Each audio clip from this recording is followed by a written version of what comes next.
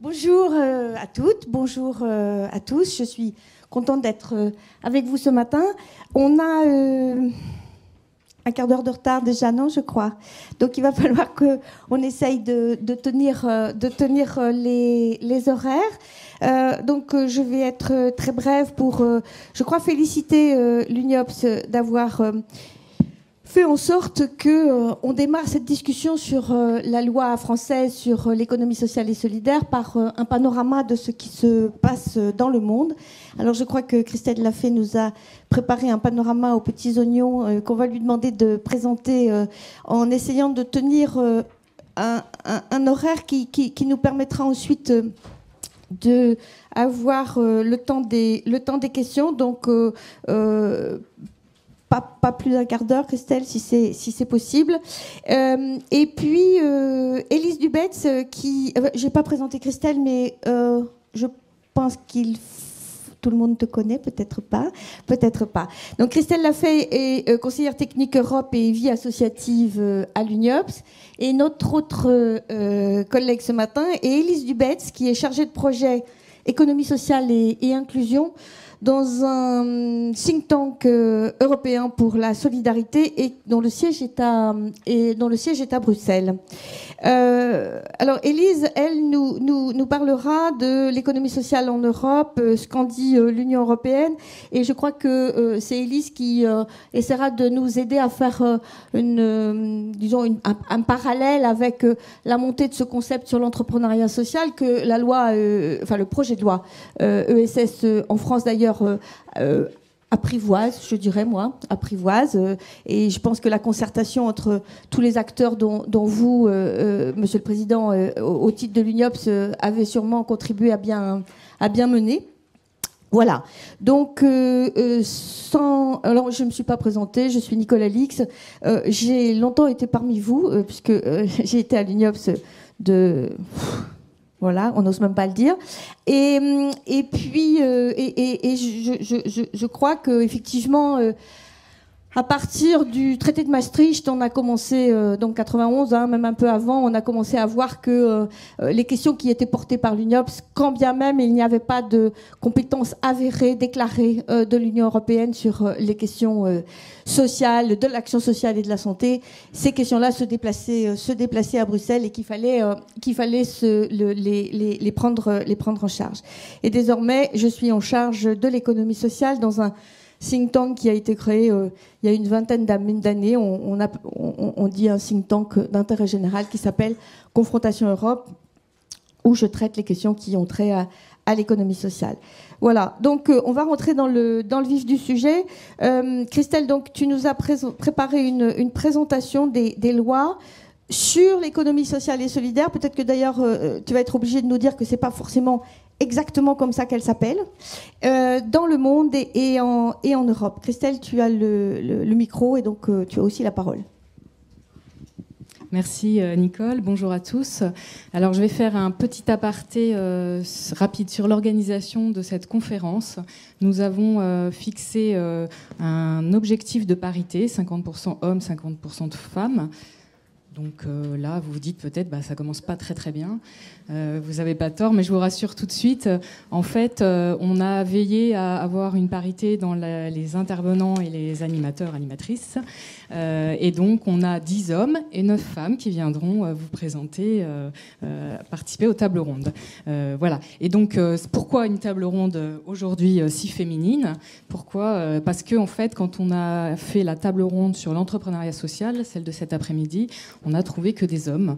Donc, pour compenser, on vous propose une table ronde féminine pour commencer. Alors, je te rassure, on va sortir un annuaire des femmes expertes et de l'économie sociale. Donc, je suis absolument persuadée que vous trouverez aussi des entrepreneuses sociales. Il y en a plein. Donc, je vais vous faire un petit panorama des lois ESS dans le monde. Je vous emmène faire un petit tour du monde de la législation sur l'économie sociale et solidaire, parce qu'en fait, en 2008-2013, on est vraiment à un tournant. Il y a une vague de lois qui est en train de déferler dans le monde. Voilà. Donc, on a en fait cette économie sociale et solidaire. Elle est en train de se développer. Elle prend une ampleur mondiale. Ça se voit d'abord, d'une part, parce que les acteurs se regroupent. Donc, c'est le cas au niveau européen avec Social Economy Europe, qui a été constitué en 2000 sous un autre nom. Qui a été rejoint aussi au niveau méditerranéen par ESMED, qui est né aussi en 2000. C'est un réseau euro-méditerranéen de l'économie sociale. C'est une coordination des regroupements nationaux de l'Espagne, de la France, de la Grèce, de l'Italie, du Maroc et du Portugal. Voilà, vous voyez, c'est très varié et ça a quand même une petite ancienneté. Au niveau transcontinental aussi, il se passe des choses. Depuis 1997, le RIPES et le réseau des réseaux continentaux qui sont engagés dans la promotion de l'ESS. Et puis, en 2004, a été créé le Forum international des dirigeants de l'ESS. C'est l'association Les Rencontres du Mont Blanc, qui s'est réunie ce week-end. Et là, donc, je n'ai pas eu le temps de l'ajouter à mon slide parce que c'était ce week-end, mais a été annoncé pendant cette rencontre la constitution d'un réseau international des think tanks de l'ESS, avec en tête le labo de l'ESS qu'on connaît bien avec Claude Alfandéry. Voilà, donc vous voyez que c'est un sujet qui est vraiment au plein cœur de l'actualité. Deuxième point notable, on voit qu'au niveau des institutions internationales, elles s'intéressent de plus en plus à l'économie sociale. C'est le terme qu'on utilise plus largement. Chez nous, en France, on est ESS. En 2010, il y a eu la première académie interrégionale sur l'ESS, qui a été proposée par le Centre international de formation de l'Organisation internationale du travail. Ce centre a élaboré un guide en 2011 sur l'ESS et le travail décent. En mai 2013, il y a et puis ça continue en fait, cette académie. En mai 2013, plus récemment, il y a eu une conférence sur le potentiel et les limites de l'ESS, organisée par l'Institut de recherche du développement social des Nations Unies. Et puis alors, tout récemment, a été annoncée la mise en place, donc ça c'est fin septembre, d'un groupe de travail interinstitution sur l'ESS aux Nations Unies. Donc c'est à l'initiative de 14 organismes des Nations Unies, Organisation internationale du travail, le PNUD, Programme pour les Nations Unies pour le développement, UNESCO, etc. Troisième point notable, il y a des coopérations qui se développent entre les États en matière d'économie sociale. Alors Benoît Hamon, le ministre délégué à l'ESS, a signé plusieurs accords de partenariat fin 2012 et début 2013 avec le Venezuela, et puis une entente de coopération avec le Québec. Mais nous ne sommes pas les seuls. L'Espagne et le Portugal aussi ont conclu un mémorandum de coopération et d'assistance technique. Vous voyez, c'est très précis. Dans le domaine politique, de la politique sociale et de la sécurité sociale, qui comprend un volet de mesures sur l'économie sociale. Donc ça nous intéresse plus particulièrement parce qu'on voit bien le lien entre le social, la politique sociale, la sécurité sociale et l'ESS. L'objet de ces coopérations, de ces accords, c'est de favoriser les échanges de connaissances, d'expériences et de bonnes pratiques et de renforcer les expertises.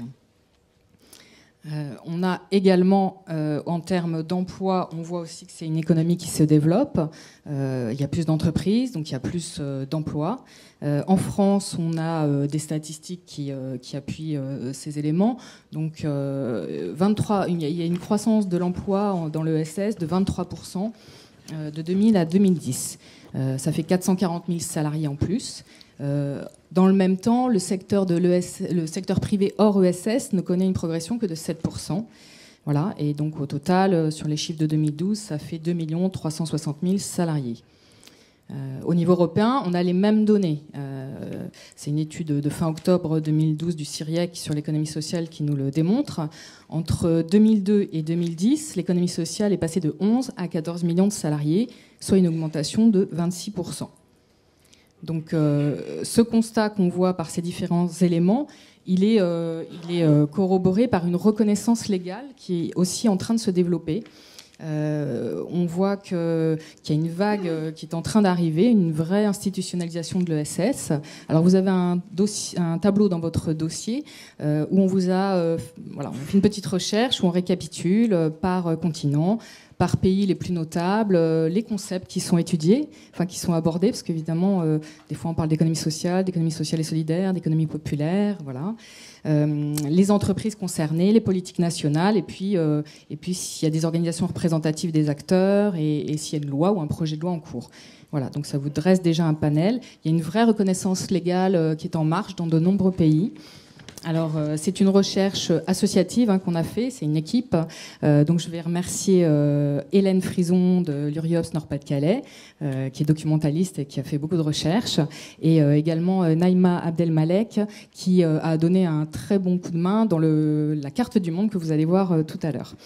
C'est une recherche qu'on a ciblée sur les lois, alors économie sociale et solidaire, économie solidaire, économie ESS et économie sociale.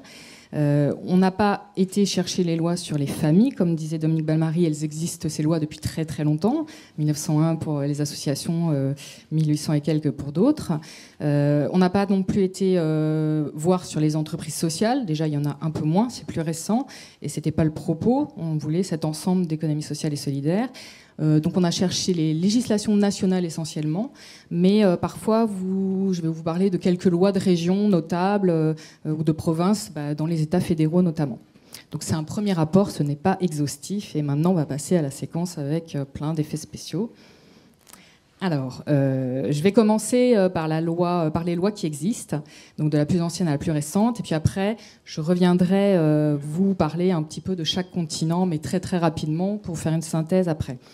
La plus ancienne qu'on a trouvée, enfin en même temps on l'a pas trouvée, mais on a trouvé des informations qui nous disent qu'elle date de 1985, au Honduras, voilà, quand même. Donc ça a commencé en Amérique du Sud, d'après nos recherches. En Afrique, on n'en a pas trouvé. En Amérique du Nord, je reviendrai plus tard. On va passer en Asie. En Asie, il n'y a pas grand-chose, mais on a vu qu'en Corée du Sud, alors à Séoul et dans une petite province que tout le monde connaît, qui s'appelle Chungnam, en 2012, donc il y a eu une loi, et puis il y a un décret dans un arrondissement de Séoul. Voilà, c'est très récent. Alors, on a une date approximative. Entre 2011 et 2013, vous voyez, les recherches ne sont pas si faciles. Ensuite, on passe en Amérique du Sud, où là, il y a vraiment beaucoup de lois. On a la Colombie en 1998, comme quoi c'est la preuve que l'économie sociale est vraiment dans tous les secteurs d'activité. Ensuite, cette loi a été rejointe en 2011 par le Brésil, province de Bahia, et l'Équateur, un petit doublé. 2011, c'était une bonne année, un bon cru pour l'ESS, même en Europe. Et le Mexique a sa loi depuis 2012. Voilà, l'Amérique du Sud est assez bien fournie. On arrive en Europe. En Europe, c'est la Belgique qui a un premier décret wallon en 2008, qui a été rejointe ensuite par la Flandre et Bruxelles en 2013. Et qui a été accompagné par un petit doublé encore en 2011. On a donc l'Espagne et la Grèce, et puis le Portugal en 2013. Et la dernière loi, très récente, 10 octobre 2013, Québec, Canada. Voilà, donc ça c'est les lois qui existent. Maintenant les projets de loi. Si on démarre en Amérique du Sud, on a peu de... Voilà, le concept d'économie sociale, c'est pas leur truc. Voilà, on n'a pas trouvé grand-chose. En Amérique du Nord, pardon, j'ai dit... Oui. Ah bah excusez-moi. Voilà. Si on passe en Asie, on va avoir beaucoup. On a le terme d'entreprise sociale qui apparaît souvent. En Inde, on parle beaucoup du microcrédit. Il y a le social business, le bottom of the pyramid avec Mohamed Younous aussi, avec la Grameen Bank. Au Népal, c'est assez notable. Il y a 300 000 organisations de l'ESS quand même. Voilà. Mais il y a des débats, par exemple, en Corée du Sud sur l'entreprise sociale, et puis l'économie sociale est revenue en force avec une loi récente. en Afrique. Donc il n'y a pas de loi, comme je vous ai dit, mais ce n'est pas pour autant qu'il ne se passe rien. Ça bouge, il y a pas mal d'événements et de réseaux qui se constituent. En 2009, il y a eu une conférence régionale sur l'économie sociale qui a conduit à un plan d'action pour la promotion des entreprises et des organisations de l'ESS en Afrique. Avec en mars 2013 la naissance du réseau Maghreb ESS, Tunisie, Algérie, Maroc. Et en mai 2013, un événement, le MEDES, qui a rassemblé 600 participants. Je vais être obligée de te demander d'aller à la conclusion. Très bien. J'ai plusieurs Parce slides que si encore. on veut finir à 11h, moi sinon on prend... Très bien. On récupère notre retard. Je vais aller vite. Alors, en Afrique, il y a des projets de loi du Cameroun et de l'Afrique du Sud qui devraient émerger.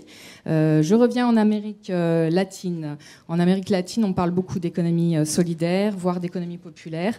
C'est une économie qui fournit beaucoup d'emplois, 35% dans certains pays. Et donc, il y a la République dominicaine, le Brésil, l'Argentine. En Europe, 2 projets de loi en Roumanie, Luxembourg aussi, où un ministère s'est constitué. Et puis, le projet en cours d'examen, la France, en 2014. L'état d'esprit international de cet ensemble, derrière, il y a un projet de société. On est sur de la justice sociale, de l'équité. Souvent, dans les pays des Suds, ça a un lien aussi avec les objectifs du millénaire pour le développement, qui ont pour objectif de faire reculer l'extrême pauvreté d'ici à 2015. Voilà, pour rappel, ces objectifs. Si on fait, il y a vraiment une croissance exponentielle de ces lois. Entre 2011 et 2013, en 3 ans, il y a eu 10 lois. Depuis 2010, en 4 ans, 8 projets de loi. À ce rythme-là, en 2020, il y en aurait plus d'une trentaine. Pourquoi cette émergence ?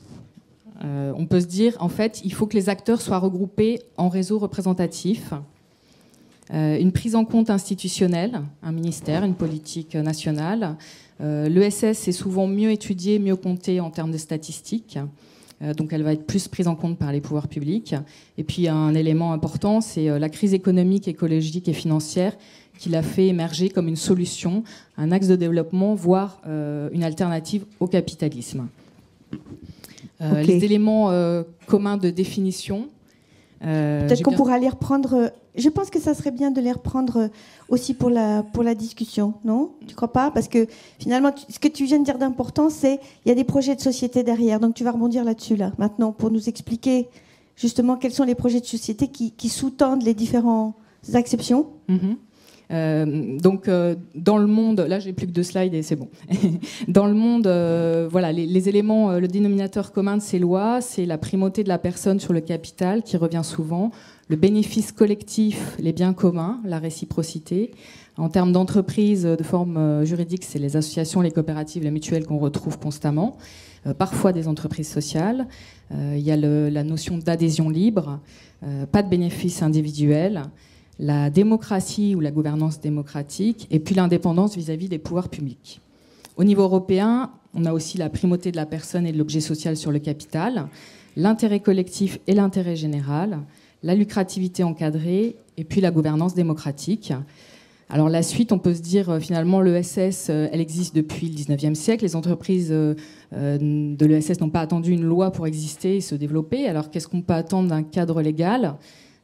Et c'est le dernier slide, je te rassure Nicole, ça va permettre une reconnaissance juridique de cet ensemble, une politique publique globale, une meilleure visibilité auprès des bénéficiaires, des clients et du public, une prise en compte transversale des spécificités, puisqu'à la fois il y a un projet socio-économique et un projet sociopolitique, et puis l'adaptation à la fiscalité de ces acteurs.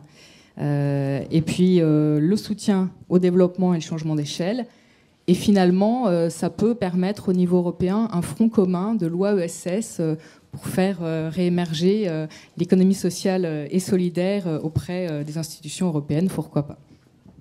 Merci beaucoup. Je pense qu'on peut l'applaudir parce que ce qu'elle nous a présenté là, excuse-moi, j'arrive pas à applaudir avec le micro. C'est très très très. D'abord, c'est un peu unique, non, Monsieur le Président de l'ADES, soutenu par la Fondation Crédit Coopératif. Je pense que tous les chercheurs qui sont dans la salle peuvent saluer cet apport, parce que il n'est pas... Il est tout neuf. Il est tout neuf. Désolée de t'avoir pressé pour essayer de tenir le temps. C'est un petit peu dommage de ne pas se donner plus de possibilités de développement.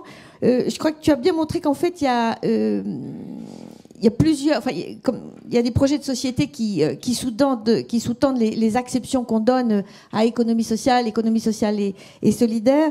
En Amérique latine, on a plus un mouvement qui est fondé par...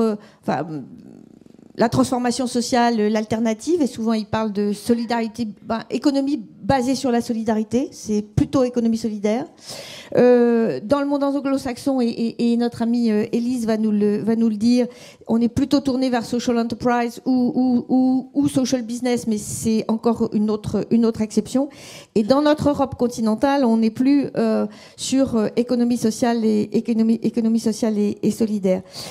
On reviendra sur finalement ce que ça signifie en termes de régulation, peut-être dans le débat, parce que ces formes-là ne sont pas régulées de la même façon. Puis après, il y a des grandes régulations mondiales sur lesquelles on a plus ou moins de prise.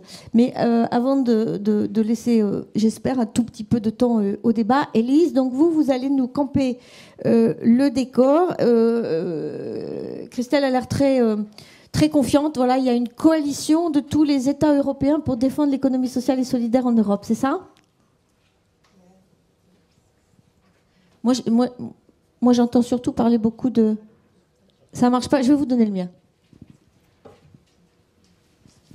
Voilà, merci, bonjour et merci de m'inviter pour intervenir sur ce cadre donc, de l'économie sociale au sein des institutions européennes. Donc un premier constat général qu'on peut dresser dans la façon dont est appréhendée l'économie sociale au niveau européen, c'est qu'on a l'impression qu'on est passé d'une approche de l'économie sociale par ses statuts ou familles à une approche plus globale de l'économie sociale pour sa finalité sociale. Donc effectivement, depuis les années déjà 70 ou 80, l'économie sociale est sur le devant de la scène européenne. Et on voit par exemple en 1989 une communication de la Commission européenne sur les entreprises de l'économie sociale, où elle mentionne qu'il faut doter les coopératives, associations et mutuelles d'une base juridique. Et donc là, on voit vraiment que c'est au statut qu'on va s'accrocher. Comme le disait Christelle, en 2000, on a aussi une fédération européenne de l'économie sociale qui est devenue Social Economy Europe aujourd'hui, qui se constitue et qui met au devant de la scène européenne la thématique de l'économie sociale, en mentionnant que l'économie sociale est composée de 4 familles dont il faut doter d'un cadre juridique européen propice à leur développement. Et ceci, on peut dire que ça a mené en quelque sorte en 2003 au statut de la société coopérative européenne, donc, qui est un règlement plus une directive, qui en fait a assez... Je me permets juste de signaler que c'est très important ce que vous venez de dire, parce que 2004, quand est-ce qu'on a rajouté les fondations en fait ? Parce que les fondations, traditionnellement en France, ne faisaient pas partie de ce cercle qu'on appelle l'économie sociale et solidaire. Et c'est sur pression en fait de ce modèle qui a émergé au plan européen qu'on l'a introduit. C'était quelle année ça ? Donc on a la charte européenne 2002, où là les 4 familles sont mentionnées. Et donc, comme je disais, en 2003, on a ce statut de la société coopérative européenne, mais dont on est en train de discuter de réviser ce statut parce qu'en fait, il a assez peu fonctionné. Il y a seulement une vingtaine de sociétés de coopératives européennes qui sont nées depuis qu'elles sont dotées de ce statut-là. Et maintenant, il y a des discussions et des travaux en cours pour doter les mutuelles et les fondations d'un statut européen. Donc, si vous voulez qu'on en discute, on pourra revenir là-dessus plus tard. Mais voilà, comme ça, vous voyez que ce sont des choses qui sont encore en cours et qu'on aborde l'économie sociale par ces familles. Maintenant, depuis 2011, on l'entend beaucoup, il y a l'initiative pour l'entrepreneuriat social qui a été sortie par la Commission européenne, où ici, on ne parle plus de l'économie sociale par ses statuts, mais on l'englobe d'une certaine manière dans la famille des entreprises sociales qu'on va...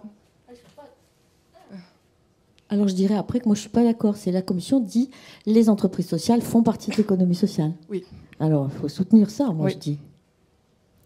Et donc ici, on va être plus sur une définition alors de l'entreprise sociale où l'idée est qu'une entreprise sociale a une finalité sociale, qu'importe sa forme juridique et qu'importe son statut, et que le plus important, c'est qu'elle produise des effets sociaux qui soient positifs et mesurables aussi, ce qui est un élément assez important à voir. Et donc, on a depuis 2011 une série de mesures, de textes qui sortent pour essayer de développer les entreprises sociales en Europe, avec 3 axes principaux qu'a élaboré la Commission européenne, c'est-à-dire améliorer l'accès au financement pour les entreprises sociales, améliorer leur visibilité et améliorer leur environnement réglementaire. Alors, pour faire un lien maintenant avec le contexte français, on peut dire qu'on voit au niveau européen une tension alors un peu entre économie sociale et entreprise sociale.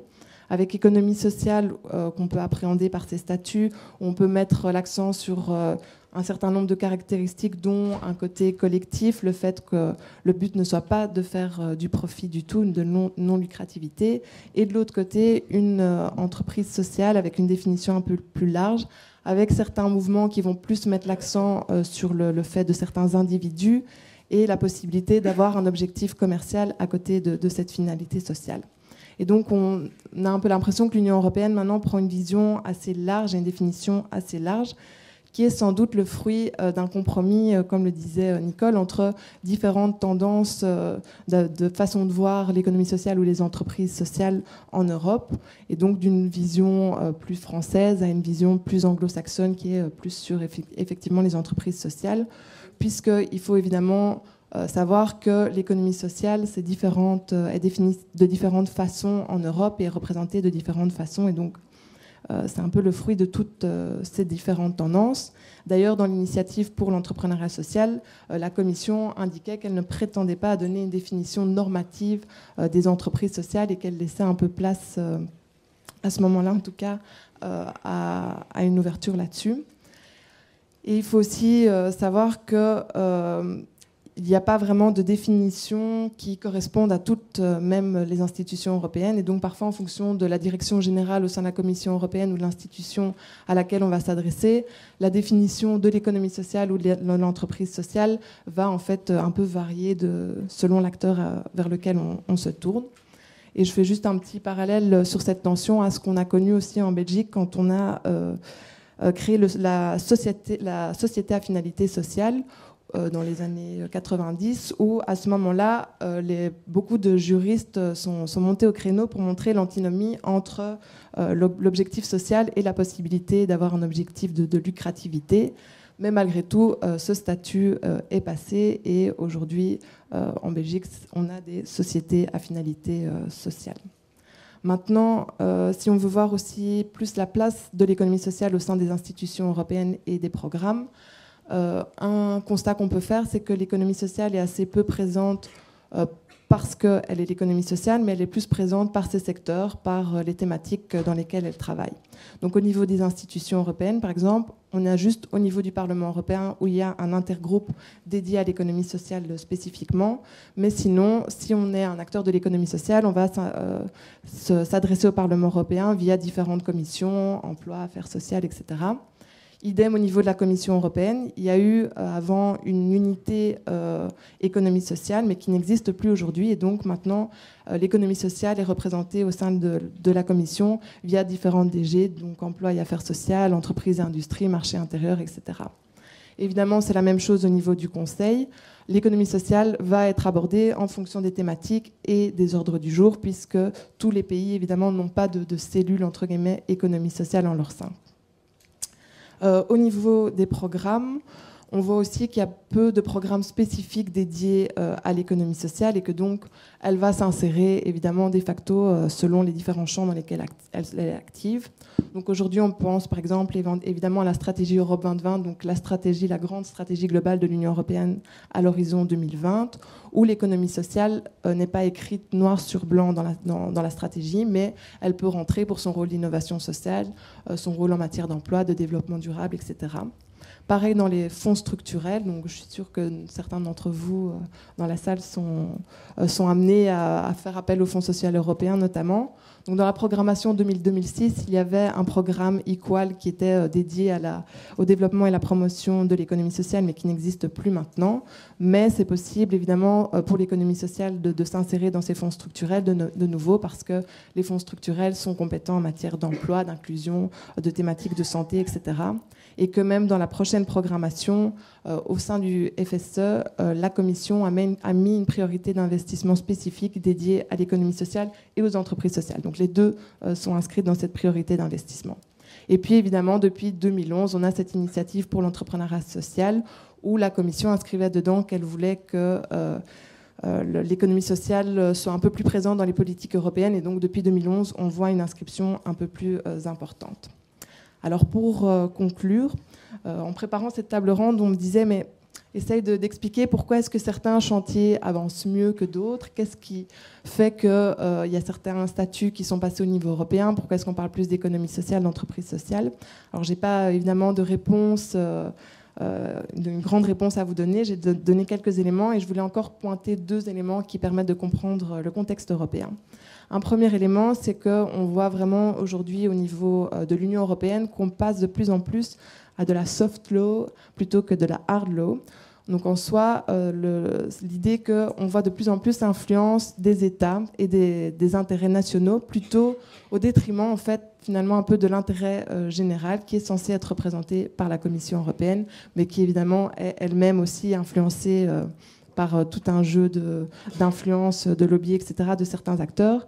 Mais ça peut expliquer pourquoi est-ce qu'on ressent de temps en temps des influences britanniques ou plutôt de tel ou tel pays, même sur d'autres thématiques, par exemple sur la réforme des marchés publics, on voyait un jeu de lobby qui venait plutôt du Royaume-Uni sur notamment la question des clauses sociales. C'est aussi un élément assez important puisque pour tout ce qui est de la question de la protection sociale, c'est la méthode ouverte de coordination, donc la MOC, qui est utilisée et donc dans laquelle on va voir plutôt l'influence des États membres plutôt que l'intérêt général qui est censé être représenté au niveau de l'Union européenne. Et alors, dernier élément, si on constate parfois que l'économie sociale n'a pas toujours été peut-être suffisamment représentée au niveau européen, c'est parce qu'on a l'impression, en tout cas, que parfois l'économie sociale n'a pas réussi à parler d'une seule voix. Elle a mis un peu de temps à se réunir. Elle a peut-être parfois manqué un peu de visibilité et d'efficacité. C'est vrai qu'il y a certains acteurs qui disent, voilà, il y a toute une série de représentation de l'économie sociale par ses finalités, pour les entreprises d'insertion, etc., qui ne se sont pas toujours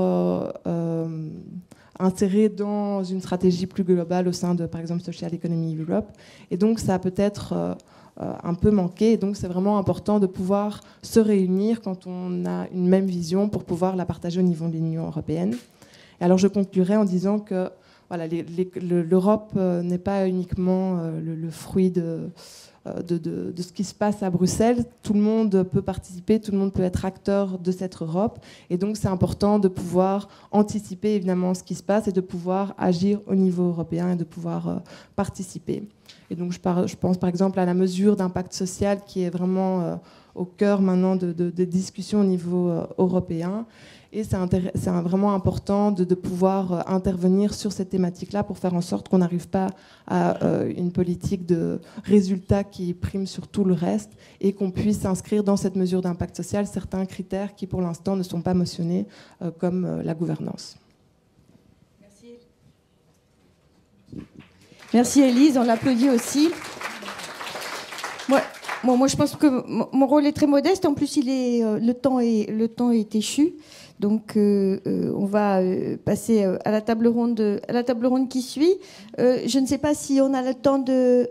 On a 10 minutes encore. Ok, très bien. Alors, on a la possibilité de prendre une ou deux questions. Peut-être pour lancer le débat, je voudrais insister sur ce qu'elles ont dit toutes les deux, c'est-à-dire que, évidemment, ce qui se passe en France, avec une loi, sur un champ qui s'appelle l'économie sociale et solidaire et qui donc définit un champ pas seulement pour la beauté du geste, qui définit un champ parce que ça définit l'accès à différents types de politiques publiques. Ça définit aussi un champ qui permet d'accéder à certains types de financement. Donc cette loi, la hard law, comme disait Élise, s'inscrit dans un ensemble de pressions, de modèles culturels. Edith Archambault disait toujours que c'était un phénomène arc-en-ciel, cette économie sociale et solidaire, c'est-à-dire qu'on ne sait pas exactement où est-ce que ça démarre, enfin les différentes couleurs, on ne sait pas quand est-ce que ça démarre et où est-ce que ça finit complètement. Et il n'échappera évidemment à personne qu'il y a des pressions politiques, culturelles, des confrontations, comme on dit à Confrontation Europe, qui s'opèrent. Et bien entendu, le fait qu'on ait des acteurs qui soient plus isolés, plus éclatés, qui ont, malgré toutes les vertus du numérique, du mal à exprimer des combats communs, fait que il y a des gens qui vont évidemment plus vite. McKinsey et d'autres, où l'autorité des normes comptables internationales va évidemment plus vite que l'ensemble des acteurs de l'économie sociale et solidaire. Alors, encore pour ouvrir le débat, en fait, il faut vraiment que une organisation comme l'UNIOPS, enfin, de mon point de vue, et ses membres soient bien conscients du fait que toute cette loi est importante et primordiale, mais qu'elle s'inscrit dans un ensemble de régulations qui est encore plus important et plus prégnant. J'ai entendu Benoît Lévesque, que certains d'entre vous connaissent, qui est un grand monsieur du Québec, dire qu'il y avait plusieurs modes de régulation. Il y avait ces lois cadres, celle-ci en est une, le projet de loi sur l'économie sociale et solidaire est une loi cadre, et il disait que certaines des lois cadres sont appelées par certains des sleeping beauties, c'est-à-dire des beautés dormantes, c'est-à-dire qu'après il va falloir qu'on mette du contenu là-dedans, donc ça suffit pas. Le deuxième mode de régulation, c'est plutôt toutes les actions concrètes d'accès aux fonds et aux politiques et aux financements déterminés par les États et les politiques de marché public, comme Élise vient de le dire. Et le troisième mode de financement sur lequel effectivement on avait convenu toutes les trois de mettre l'accent, c'est une nouvelle régulation qui apparaît, la régulation par les investisseurs, parce que finalement, Élise l'a bien montré, en fait, une entreprise sociale, concept qui monte en puissance avec une force qui est quand même extrêmement intéressante.